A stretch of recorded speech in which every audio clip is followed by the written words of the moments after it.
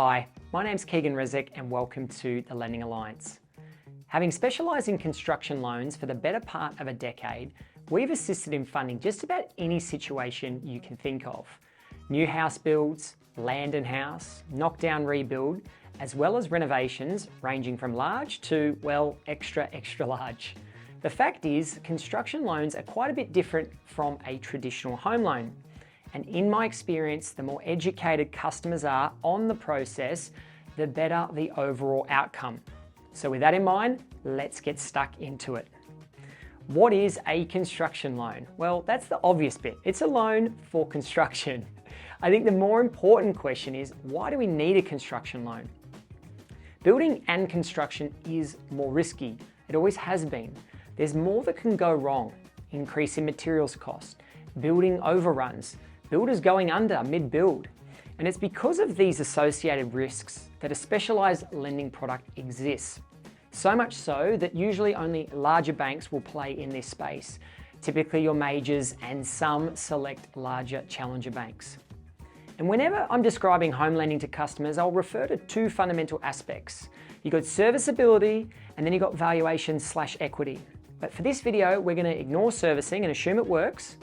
We want to discuss valuations, and more importantly, this idea of an on-complete valuation. This type of valuation will determine what the property would be worth at the present time if the construction works were to be completed now.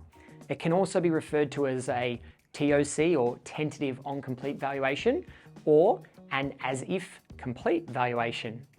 Basically, you, the customer, need that on-complete valuation in order to support the necessary lending that you are seeking, all in the name of keeping your loan-to-value ratio metrics within lender policy. But because it's construction, the banks split up the LVR metrics into a land component and then an improvements component, which will be determined by the valuer as part of the on-complete valuation. There are never any guarantees with a valuation, but that's the same across all lending. Some important notes to consider about construction loans. You will need a fixed price building contract with your builder that includes a progress payment schedule that has been approved by the valuer and the lender. This is to avoid any sort of front-heavy contracts, mitigating a very obvious risk to the lender. The lender will also retain control of the construction funds, meaning that progress payments are made throughout the build. And if the overall construction has a component of customer funding in addition to bank funding, the customer will always be required first. Then the lender will take over with the progress payments. Everything needs to be council approved. None of this Dale Kerrigan illegal house extensions at 3 Highview Crescent. Oh yeah, so you'd be able to give me a value on this? Well, that's my job. That'd be good. Do you want me to show you around? If you wouldn't mind. Yeah. Oh, not at all. Be pleased to. Because between you and me, I reckon values around here are...